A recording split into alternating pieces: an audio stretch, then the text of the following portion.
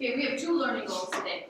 The first one is I can discover patterns that show relationships between numbers. And then we're going to be able to represent those patterns with variables. And I didn't write up the other learning goal because that's a lot right there. So we'll just deal with this one first. Patterns and being able to represent it with variables. Okay?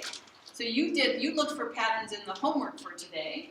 So now we're going to look for patterns between circles and the box number that they're actually in. So it says right here, write the algebraic pattern using the variables C and N. Okay? So I first described for us off to the side that our C is going to represent the number of circles. How many circles are there? And N is going to be which box number are they in. Okay? And then we're going to be able to write an algebraic pattern showing what's going on in the situation. So let's see if you can come up with what you think we might be able to say is happening. So the circles, our algebraic pattern is going to be C, oopsie, I'm in the wrong one. Let's go up here. C equals, the number of circles is equal to, so in this first box, let's go right here and say, there's how many circles? 1. Well, let's take the box number, remember that's N, and the box number is 1 for this one. What could we do to that 1 that would still create 1 circle? Can we add something to it? Can we multiply by something? Well, let's look at, maybe we could just go on here and say, what's going on here? Box 2 has how many circles? 2. And so 2 circles is equal to box 2. We got the number of circles equal to the box again, didn't we? The box number. Does that keep going? Does that pattern keep happening? 3 circles is equal to the box number 3. We got the number of circles equal to the box number. Well, I want us to think about a multiplier we could use. What could we use as a multiplier for this? Cheyenne? N times 1. Yeah, if we multiplied the N value, the box number times 1, would we still end up with everything being okay? Is 1 times 1 still 1? Is 2 times 1 2? Is 3 times 1 3? Does that pattern continue? Because we have 4 circles, box 4, 4 equals 4 times 1, doesn't it? Box 5, we have, how many circles are in box 5? 5 circles, so 5 circles equals 5, box number 5 times 1, is that true? So this looks like this would be our algebraic pattern right here, and make sure that looks like a multiplication dot. We're not going to use an X like our typical multiplication sign, because when we work in algebra, we use multiplication dots. So our algebraic pattern is C equals N times 1. So I want you to circle that, because that's one of our answers. Being able to find the algebraic pattern and write it algebraically. Then it says, well, instead of having to keep drawing this table, box 6, box 7, box 8, what could you do to answer how many circles there will be in the 15th box? It says 10. Oh, wait, It says what? never mind. Okay, Katie? 15 times 1. 15 times 1. So in other words, to get the number of circles, you're just going to take the box number times 1. So that's the work we would show. C equals the number of circles. That's the question. How many circles? So we're going to take, in the 15th box, N becomes our 15. We're supposed to multiply it by 1. So how many circles would there be? 15 circles. So there's our second answer. Using our algebraic pattern to help us get an answer further down in the table without having to extend the table.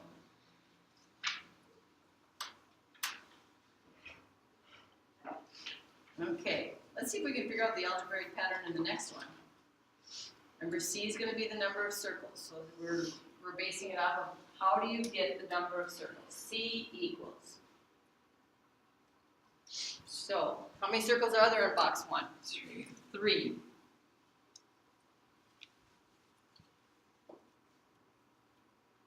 Well, this is box 1. Let's go to box 2 and see what's going on there. How many circles are in box 2? 6. 6 equals 2. Neither of those statements is true right now, are they? Let's just do one more box. How many circles are in box 3? 9.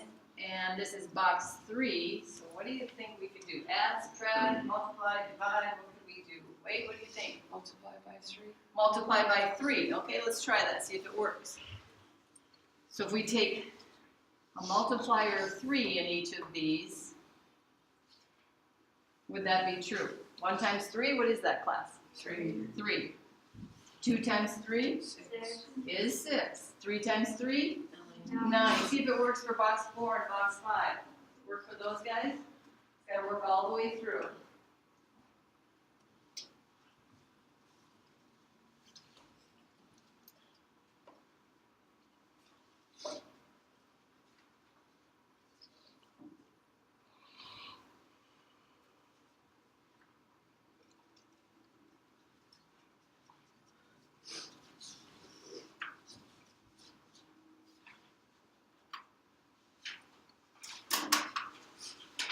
Does it keep working?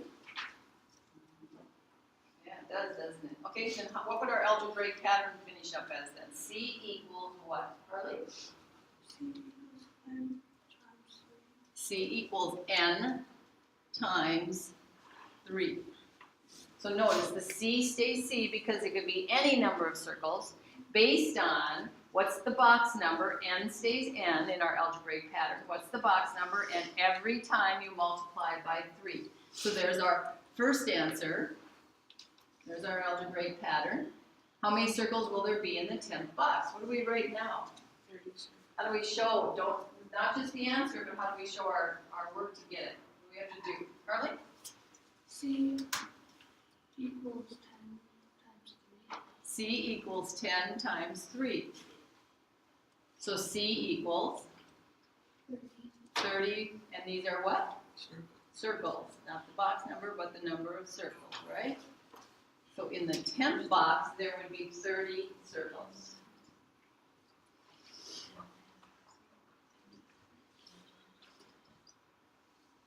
Okay, you try the next one on your own. Try number 3 on your own. You can figure out the pattern going on there and how would you write it algebraically.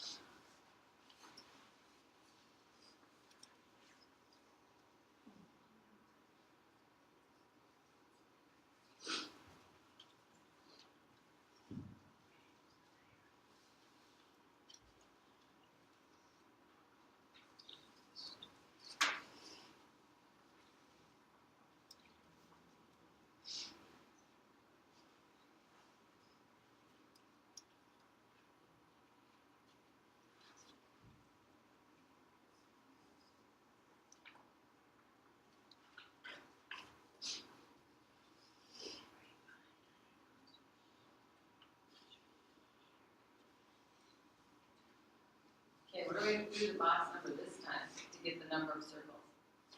What do we have to do to n to get C?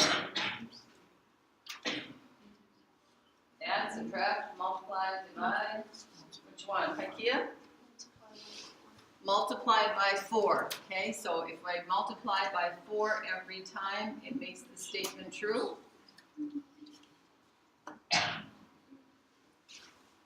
Okay, so how would we state that, Ikea?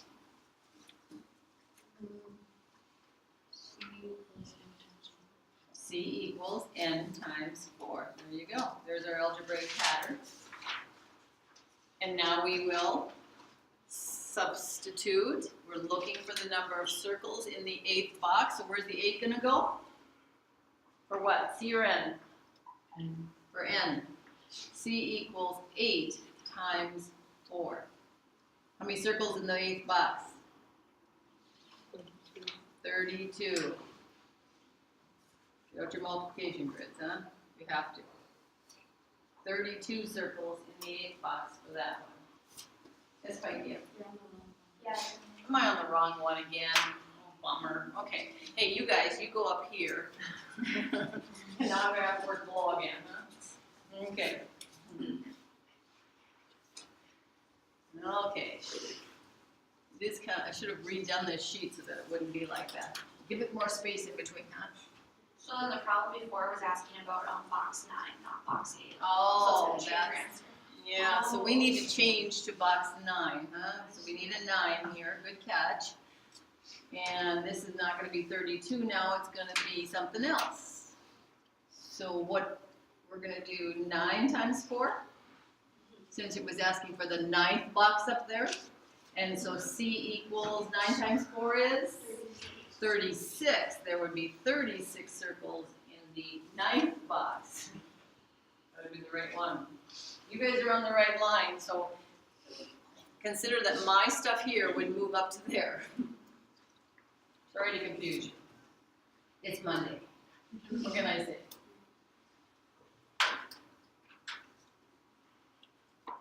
Okay, now we'll do the one that we're going to find for the 8th box after we find the pattern. Okay, we have 5 circles, box 1. 10 circles, box 2. 3, 6, 9, 12, 15 circles, box 3. Oh, there's another row of 5. I'm guessing this one goes up to 20. And there's another row of 5. I'm guessing this one goes up to 25 in box 5. What's going on here, Sylvia? What do we have to do to the box number to get the number of circles?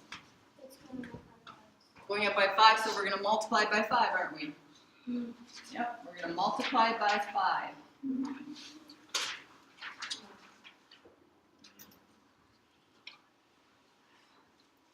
So now I'm going to have to write my pattern down here. C equals N times 5. There's our algebraic pattern. You guys are filling it in the correct location. And now for the 8th box, C equals 8 times 5. So C equals 40, and those are circles. Okay. Now, this so happens that this time all of ours were multipliers. Doesn't mean that's what the pattern always has to do. There can be addition, there can be subtraction, there can be division. It's just that the same thing repeats itself. Okay? Any questions on that side of the note? That's our first thing we're going to learn today. Okay, let's go to the back side then. Back here, we're going to be solving percent problems, and we're going to be finding, we're going to find those percents by using proportions, because we've gotten really good at those, okay? So our other learning goal today is really being able to find the missing part in a percent proportion, okay? And I think today it's always going to be the part that we're going to be looking for, okay? So let's take a look at this first one. A punch bowl has a mixture of lemon lime soda and orange juice. There are 50 ounces of mixture in the bowl. 60% of the mixture is lemon lime soda. The question is, how many ounces of lemon lime soda are in the mixture? That's a whole lot of information. Do you think there's any of them you can cross out? Not this time. No. Let Y represent the number of ounces of lemon lime soda. So they're telling us they want, this is our variable right here, Y. So this is what they want us to do. Y is going to be the thing we're solving for. We're solving for how many ounces of lemon lime soda are in the mixture. Would the ounces of lemon lime soda be the part, or would they be the whole? Okay? They're the part, because what else is in this punch bowl besides lemon lime soda? orange juice. So lemon lime has a part in the punch, and orange juice has a part in the punch. So this is gonna be the part of it, so we're going to put the Y in for our part. Remember, the proportion goes part over whole, and let's do this, I'm gonna just finish this up, over 100, okay? So we're going to put, how many ounces of lemon lime soda do we have? Oh, we don't know, that's our Y. Well, hopefully we can fill in the 3 other parts, excuse me, because we can only solve for one thing. So, anybody know what the whole is? Is there anywhere that they give us the whole amount? You think, Caden? How many? How much? 60%. No. How many total ounces, Danny? 50, right here, 50 ounces of the mixture. This is our whole. Would you circle that in that problem and write whole there? That tells us how many ounces there are altogether. We want to know how many ounces Y are lemon lime. And then they give us some other important information. They say 60% of the mixture is lemon lime soda. Good news, they gave us the percent. 60, we don't put a percent sign here. Putting it over 100 takes care of that percent for us. So there's our proportion. Y over 50, lemon lime over whole should equal 60 out of 100. 100 is a whole also in percent. So now now we'll look for horizontal or vertical strategy to use. Well, we need to get to Y, so let's try this. Does this work? Is this friendly? To get from 100 to 50? Sure it is. What do we have to do? Divided by 2. Divide it by 2. So we would do the same thing here. So we're going to do 60 divided by 2 equals Y. And what's 60 divided by 2? 30.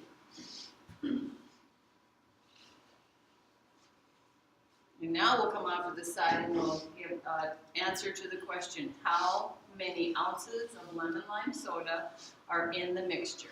So what are we going to say? 30 ounces. 30 ounces lemon lime soda, of lemon lime soda.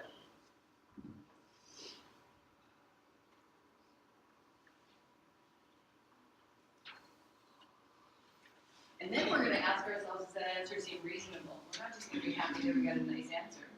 We're going to ask ourselves if that's reasonable. Tell me something about 60%. Is the lemon lime make up more or less than half of the punch? If 60% of the punch is lemon lime, is that more than half of the punch is made up of lemon lime soda or less than half of the punch? Or is it half of the punch? What do you think? Ikea? More than half, okay.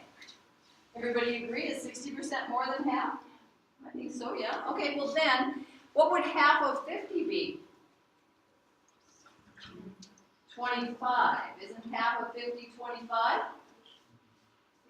So we need our answer to be more than 25. Is our answer more than 25? Okay, well our answer seems reasonable then, doesn't it?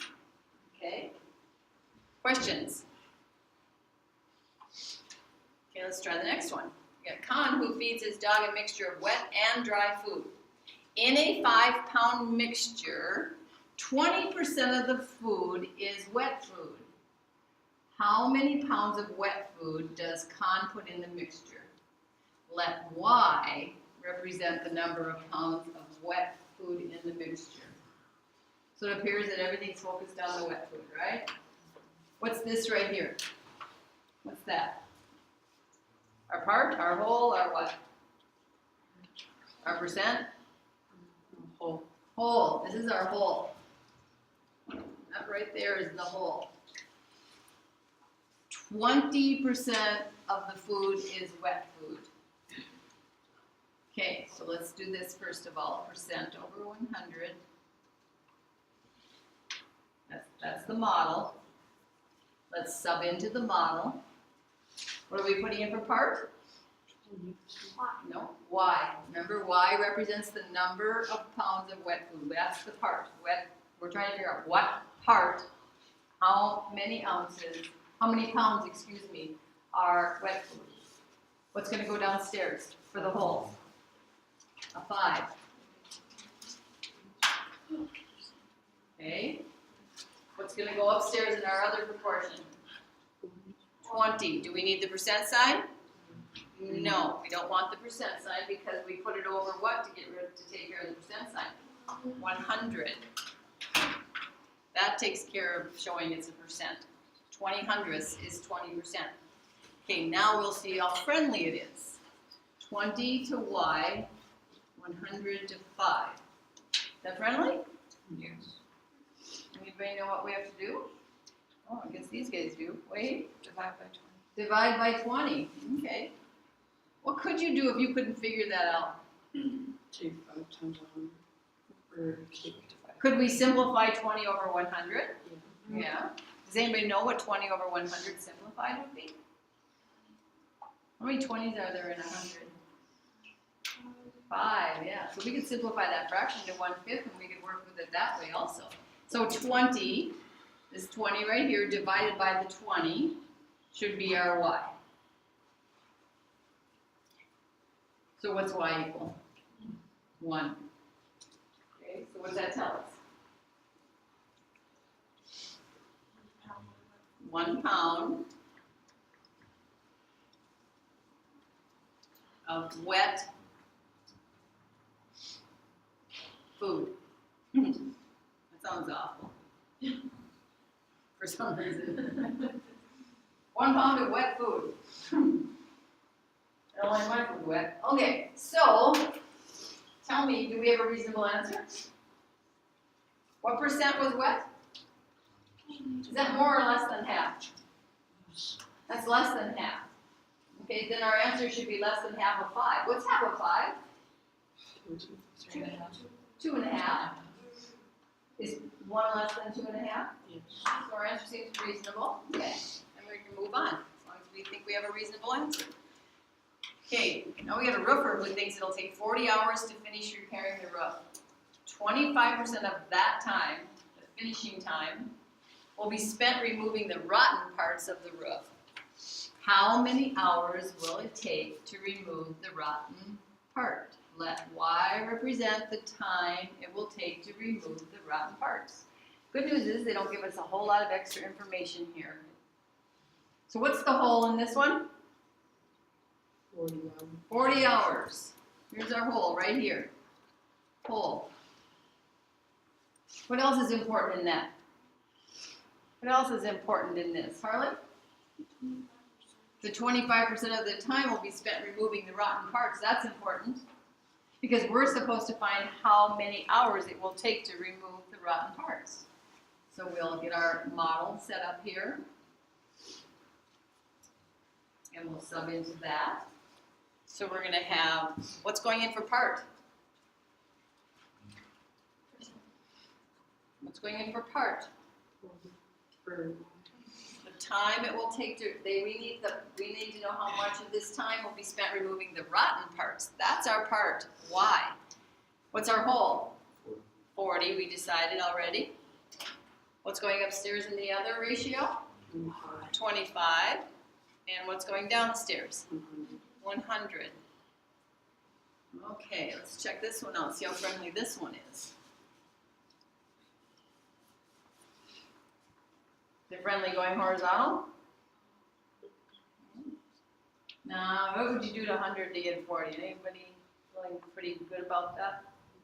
Okay, could we do it this way then? Could we go from 40 to Y and then from 100 to 25? I feel like you could do that one. Yeah? In other words, you got to figure out how many 25s are in 100. How many are there? 4. We could do that. We could divide by 4. So now we're doing vertical strategy.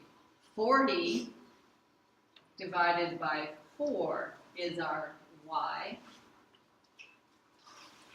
And 40 divided by 4 is 10. So Y equals 10. So what's that tell us? 10 It's hours. gonna take 10 hours to do what? Zero. To remove rotten parts. And then we'll decide if we have a reasonable answer. 10 hours to remove rotten parts.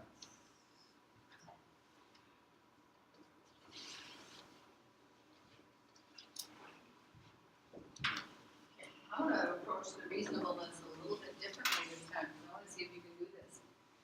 Can you tell me if you got, what is 25%? What part of 100 is 25%? What fraction could you say it is? I think 1/4. 25% is 1/4 of 100%. Okay? So we really are saying then that our answer should be 1/4 of what? What should it be 1/4 of? The whole, which is 40. Anybody know what a fourth of 40 is?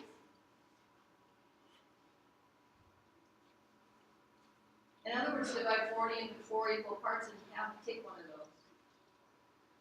10. Yeah. So that's one way to look at reasonableness, but we can also do our other way. 25%, is that bigger or smaller than 50%? Smaller, so this should be less than half of the whole, right? Is 10 less than half of 40? What's half of 40? 20. Is 10 less than 20? Yes, it is. Okay. One more, and then we can be done here. Okay. Why don't you see if you can set up the proportion all by yourself this time, and then you can check up here and see if you agree with me.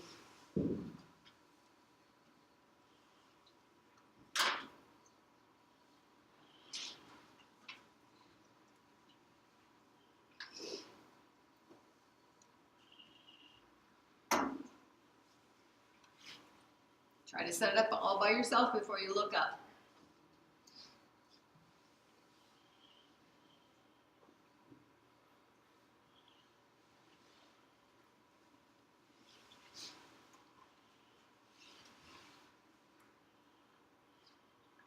And then you check me out when you're done. See if I'm right or if you need to help me out. What's up, Wade? You're gonna have to let us just finish these notes.